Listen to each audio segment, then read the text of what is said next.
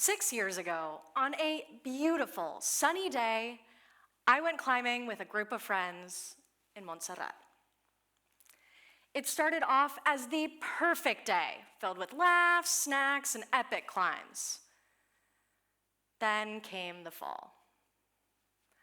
20 feet of free fall, banging against the mountain face, bleeding all over myself and my friend's rope, watching the trees go from green to purple as adrenaline flooded through my body.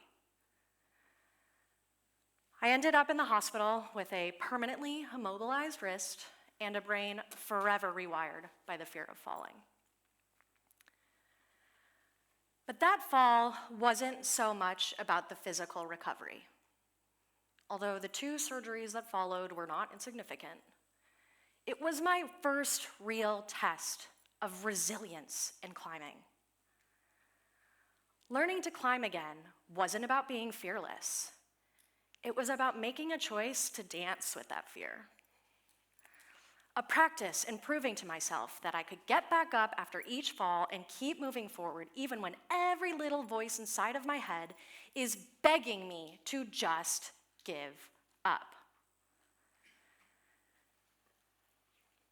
5 years later, as I started my entrepreneurial journey, I started to hear that little voice again. What was I thinking? Should I just go back and look for another job? Maybe I'm not cut out for this. That little voice was relentless, but it was familiar. And if I had learned anything from that fall, it was that I can get back up and can keep moving forward, even when that little voice is telling me to quit. How many of you are familiar with those little voices? You know, when you're working on something and you're almost there, but everything inside of you is screaming at you to stop, telling you to come back tomorrow. Maybe for you it happens in the weight room, or perhaps training for a marathon, or perhaps trying to master a guitar riff. For me, it happens most intensely while climbing and with my new business venture. Regardless of your passion, the earliest days of starting a business are the hardest, filled with endless decisions and constant self-doubt. I quickly realized that if I was going to build a successful business, I would need to work on my resilience. So I went to the place that had shown me my resilience once before, the mountains. I signed up for a mental training clinic to reconnect with the wisdom of the mountains. And over those 7 days of intense climbing, 4 fundamental insights emerged that would transform not just my climbing, but my entire approach to building a business. First insight, know your why. This clinic began with our coach asking us a simple question. Why do you climb? So simple, yet so profound. And when I thought about it, I realized I don't just climb because I love it. I climb to prove to myself that I am brave and capable of hard things. Without a clear connection to your why, those little voices become overwhelming. Every challenge becomes an opportunity to doubt, a reason to give up. Because we lack connection to why we're doing it in the first place. During that training week, my why became my anchor. When fear crept in, when those little voices started to whisper their doubts, I'd return to my why. I am brave and capable of hard things. I brought this philosophy back to my business venture. During those first months of doubt, I would reflect on why I had started this journey in the first place. Throughout my career, I had witnessed countless startups fail, not because of product or market fit issues, but because their team was disconnected and disengaged. I had seen brilliant ideas fail because company culture was treated as an afterthought. Building startup cultures based on trust and connection wasn't just a business idea. It was my mission.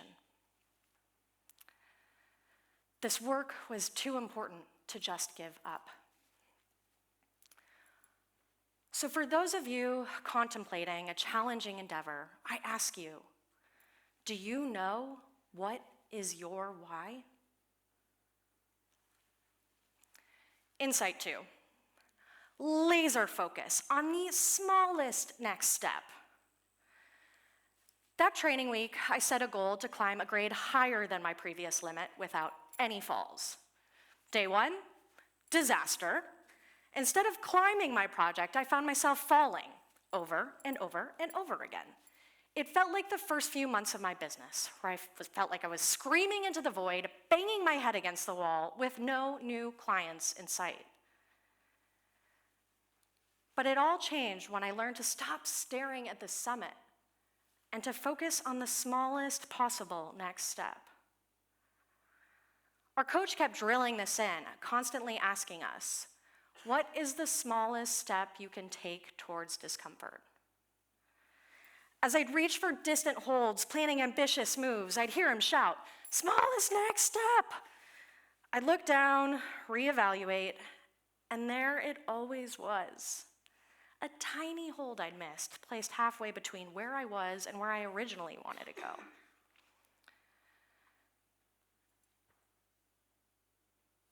How many of you have a big goal you're working towards right now?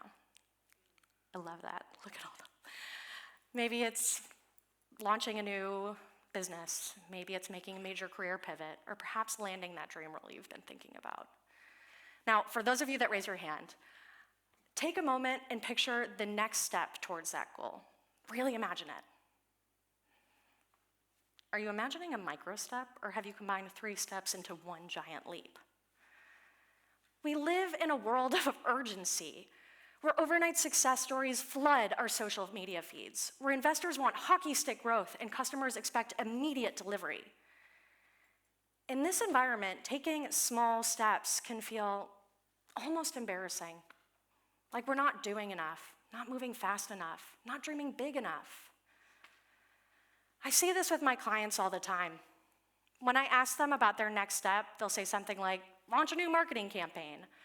But when we really look at it, it looks more like choosing platforms, creating content, building landing pages, setting up analytics.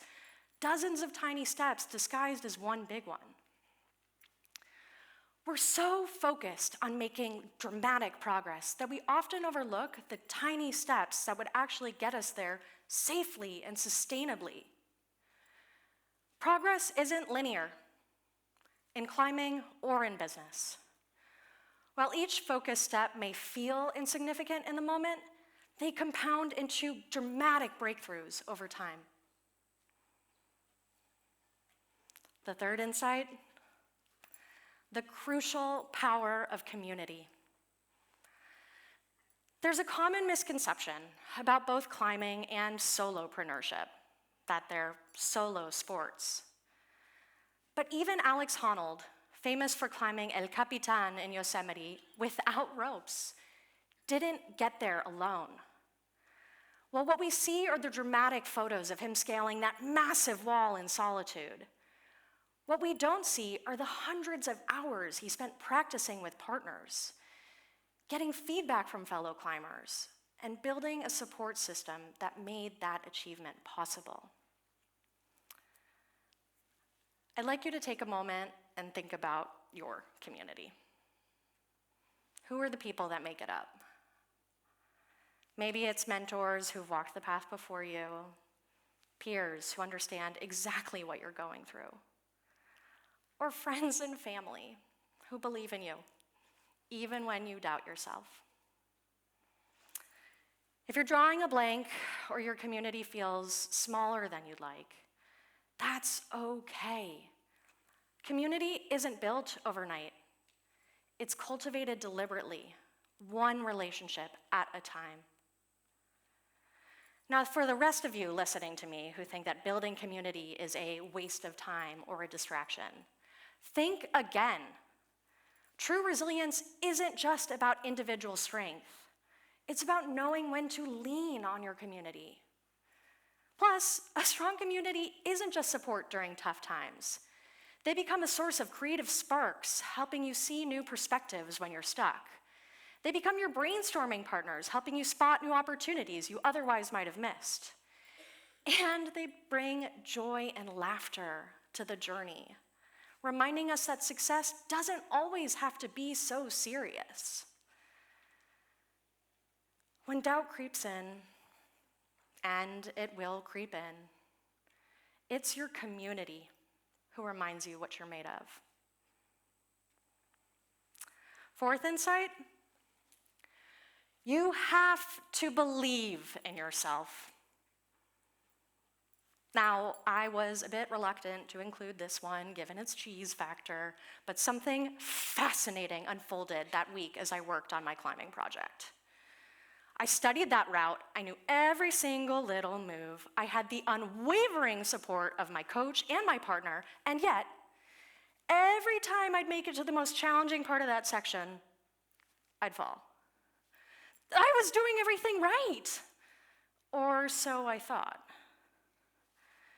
The key, it turns out, wasn't just in my body, but in my mind. It all clicked when my coach showed me a video of my climb. As I made my way up to that challenging section, I would ever so subtly shake my head no. Now, I'd love to try a quick activity with you all.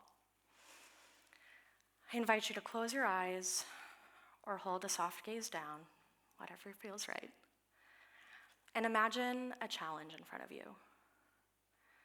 Maybe it's a presentation, a difficult conversation, or a big decision. Now, as you picture this challenge, shake your head no. Notice how that feels. Notice what happens to your confidence. Okay, now let's try something else. Take a moment and shake that energy off. And this time, as you close your eyes or hold a gaze down, think about this challenge and pull your shoulders back. Lift your chin up and nod your head yes. Feel the difference? Thank you for participating. 6 years ago, I took a fall that could have ended my climbing journey. Instead, it taught me that true resilience isn't about being fearless. It's about making a conscious choice to dance with that fear. That same resilience is what powers me through every day of my entrepreneurial journey. That little voice, yeah, it's still there. But I've learned to dance with it rather than let it lead. Each day, I focus on the smallest next step. I lean into my community, and I choose to believe in myself and the value of what I provide. Every great achievement, whether you're hanging off a cliff or starting a new business, starts with two things: a crucial understanding of why you're doing it, and that decision to keep hanging on even when every little voice inside of you is begging you to quit. When you know your why, really know it, feel it in your bones, you'll have the strength to get through anything. Through the first brutal months, the doubt, the setbacks. So I'll ask you one more time. What is your why? Thank you.